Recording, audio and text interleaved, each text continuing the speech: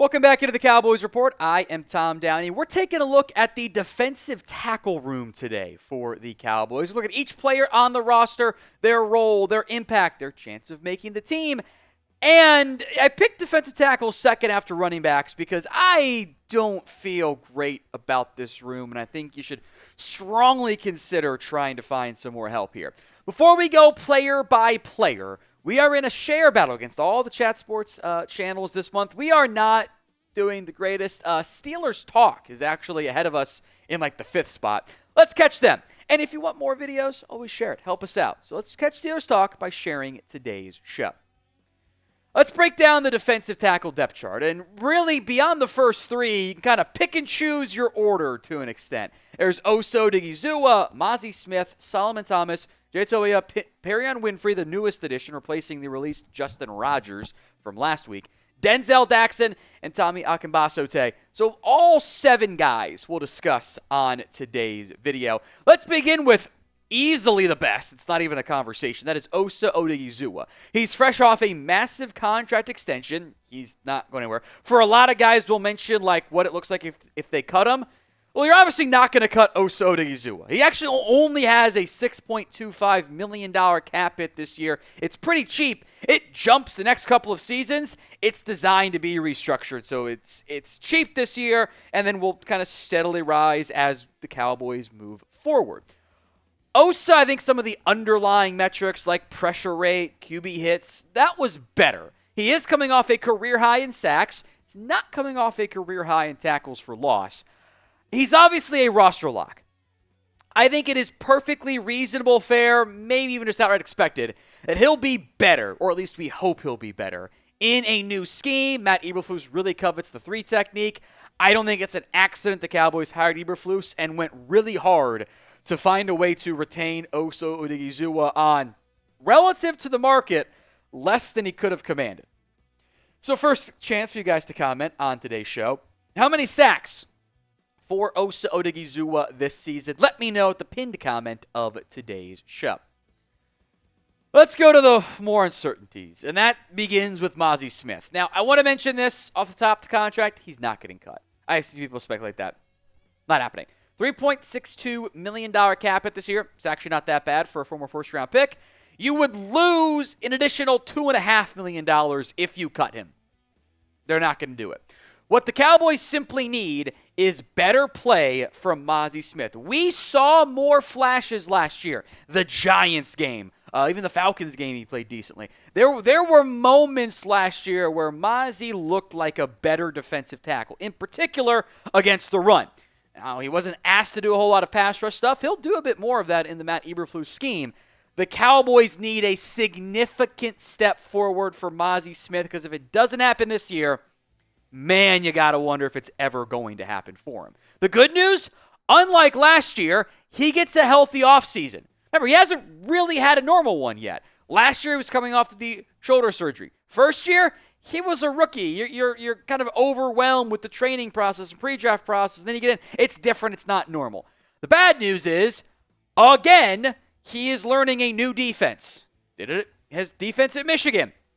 Then he had Dan Quinn. Then he had Mike Zimmer. Now he's got Matt Eberflus. That's not easy to do, even if you are a defensive tackle. It's like you're a quarterback learning all new plays. There's more changes he's facing. He hasn't had a healthy, same coordinator coach combination in his entire NFL career. So there are concerns here, and especially just the depth overall at the 1 technique spot. Be honest with me. What is your confidence level in Mazi Smith? Scale it from 1 to 10 in the comments of today's show. Over to Solomon Thomas, the free agent addition from the New York Football Jets. He reunites with defensive line coach Aaron Whitecotton for his hometown team. $2.72 million cap hit. The Cowboys could save under $500,000. It's a 2-year deal. They're not going to cut him. I would be pretty surprised, but that'd have to be like really, really, really bad, which I don't foresee happening. Thomas has bounced around the NFL, the Jets, the Raiders, the 49ers to begin his career, has flashed at times as a 3-tech, has done some outside defensive end stuff. I think the goal expectation, which can absolutely be met, by the way, for Solomon Thomas, is to be Osa's backup. Maybe in some situations they're both out there at defensive tackle on, 3rd and 15. They want to let Thomas go rush the passer a little bit. He can be a backup 3 technique and have some rotational duties behind Osa Odighizuwa. I just wouldn't expect a whole lot more. And as we'll get into, even though I like Thomas as a backup, he's not a starter. It's not who he is. You're one Osa injury away, knock on wood, from having the worst defensive tackle room in the NFL maybe. Now, if you want more Cowboys position breakdowns, we have you covered. Hit that share button. That way we can keep doing more of these. Twitter, Instagram, Facebook. Help us out. Share today's show. Please and thank you. Let's get to the rookies then. First up, Joia, the 7th-round pick out of UCLA. Of note, super cheap contract, very cuttable because there's no real guaranteed money. Joia was a 5th/6th round grade for me out of UCLA. He's not going to be a super elite pass rusher, although he was much better in a pressure capacity last year for UCLA. He's a big boy on the interior. He's 6'2", 342 pounds. His role is obvious. Go plug the run. In general, especially at nose guard, your nose guard does not play 100% of the snaps. You want 2, sometimes 3 guys if you want to cheat and do some situational pass rusher types on reduced packages. You're going to give them maybe 20 snaps a game, 25 at most. The goal, whether it's this year or down the line, is that Joia can contribute as a run-stopping rotational piece, which might be kind of similar to what they're hoping for out of their other 7th-round pick, Tommy Akingbesote out of Maryland. Similar contract, not much getting paid, a little bit less than Joia. Same amount of cap savings because the guarantee money doesn't change either. This, to me, is a developmental defensive tackle. He did have more TFLs this past season, was never super productive as a pass rusher. There are, I think, some intriguing physical traits from an athletic and size perspective. He's 6'3", 306, and that size in most cases is a 3 technique. I don't, maybe he impresses. I hope he does impress. Don't get me wrong.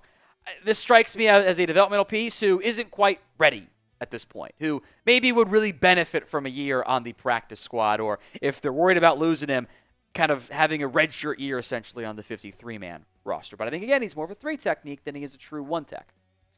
Now, if you want daily Dallas Cowboys YouTube videos, good news. You've come to the right spot. Hit that sub button so you don't miss out. YouTube.com/@CowboysTV.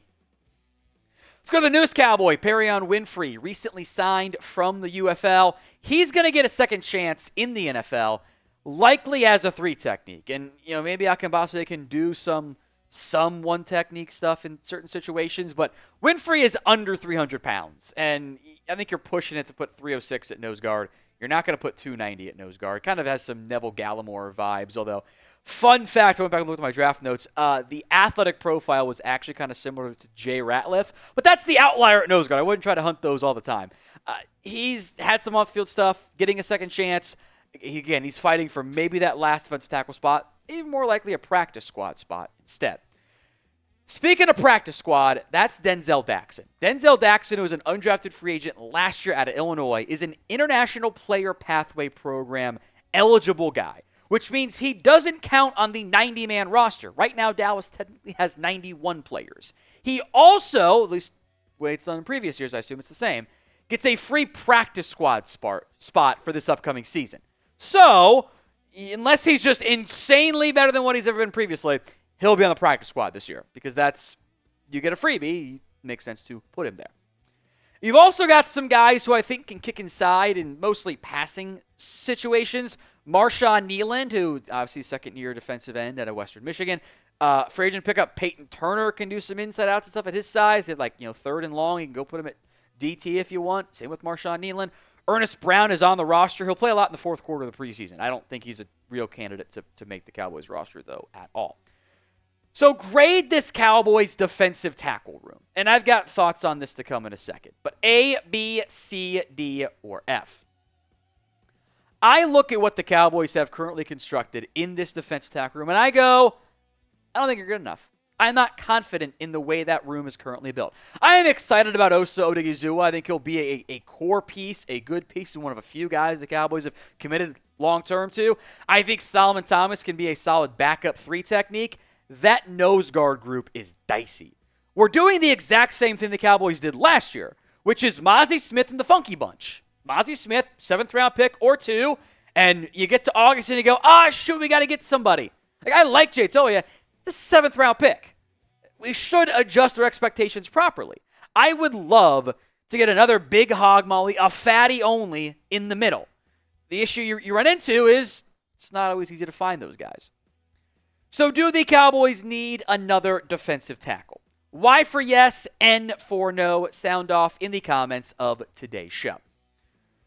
Some top free agents. We've mentioned Raekwon Davis before, has the size that Eberflus has liked, but he wasn't very good in Indianapolis. There's a but with all these guys. The but is normally, are they actually all that good? Linval Joseph was fine last year, and if you want to just have a camp, not even a camp body, just a guy to absorb some snaps and not be a massive liability, maybe Linval Joseph could be that, although he's old, man. Armon Watts, Maurice Hurst, Khalil Davis, Taven Bryan, Austin Johnson. If you know those guys, congrats. You're an addict like me. I saw someone legitimately mention, what about bringing back Jordan Phillips? He essentially quit on the Cowboys. So I don't think that one's going to happen again. I saw it as a suggestion. I'm like, you didn't pay close enough attention last year. I would love to go get a trade option at defensive tackle. But good and available as the same and not one or the other is tough to find. Some names you can monitor. Zach Pickens might be the odd man out in Chicago and maybe more gettable than Javon Dexter or something, but he's kind of more of a 3 technique. Broderick Martin has been a bust with the Lions, but he's a nose guard. Jordan Elliott's got some high draft pedigree. The Cowboys always like that. Shai Tuttle, after a bunch of upgrades for Carolina, could be a backup nose guard. Tyler Lacey was overdrafted by Jacksonville, but he's available. He might be available with their upgrades. It's not great. These names don't drastically move the needle, but my concern is that, again, you'll get into late July, August, and go, yeah, we need one more guy. And just like last year, the options aren't going to be that great.